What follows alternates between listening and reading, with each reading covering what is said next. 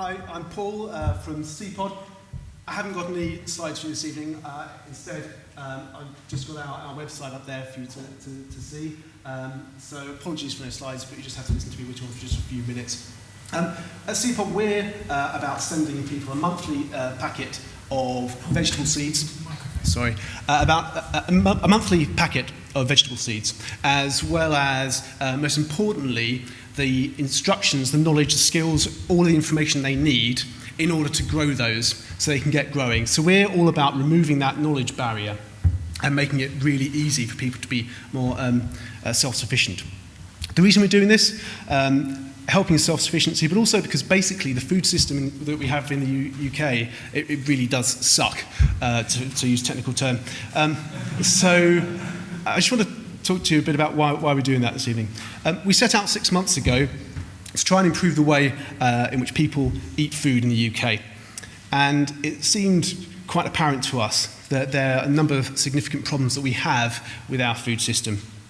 To name just a few of them this evening, food waste being a pretty obvious one. We waste 7 million tonnes of food in the United Kingdom every single year, straight in the bin. It just doesn't get eaten, it just goes onto landfill, compost, whatever, but it does not get eaten. That's £12.5 billion. And when you consider that this year, the Trestle Trust are seeing a 170% increase in the number of people using food banks, I think you'll agree that's pretty atrocious when you think of those two facts combined. That's over 350,000 people who this summer alone, 6 months this summer, applied for emergency food parcels from their local authority. Pretty disgusting, I think you'll agree. We've got global transportation of food. 40% of all the food we consume in the UK is imported, 40%. When you think about the climate we've got here, the abundance of resources and environment we have, to be bringing that quantity of food in just seems atrocious. We've got retail monopolies abusing the position to force down prices from suppliers, whether it's milk. We've had all the food scares that you've all heard about over the recent years, whether it's from mouth BSC. We've had mis-selling scandals with horse meat and mispackaging. The list goes on and on. But the bottom line is that almost everything about our global food supply chain is designed to drive down costs at the expense of animal welfare, at the expense of the environment, and at the expense of communities we live in.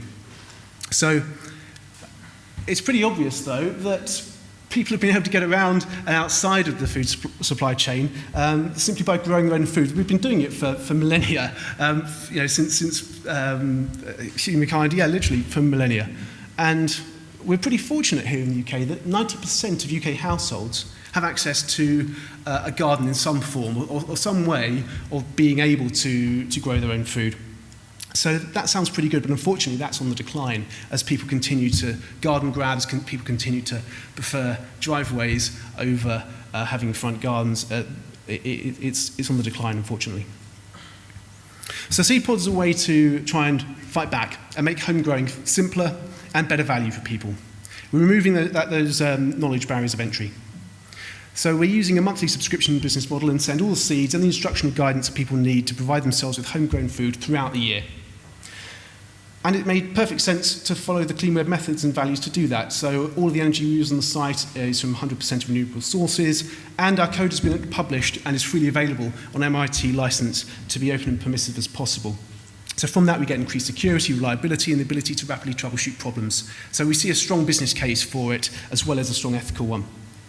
But just briefly, I want to talk about one of the huge positive environmental and social impacts that growing your own food can have. And I just want to choose one example this evening. I could go on, but I appreciate I've got a very small amount of time. I hope this particular example will be something you take away with you and feels relevant for this particular audience. But do bear with me a moment whilst I put it to you that if you think about seeds really as being about as biologically open source as you can get. Now bear with me here, but anyone essentially who's growing seeds can do so with a little bit of technical knowledge. And that's the same when you're writing code.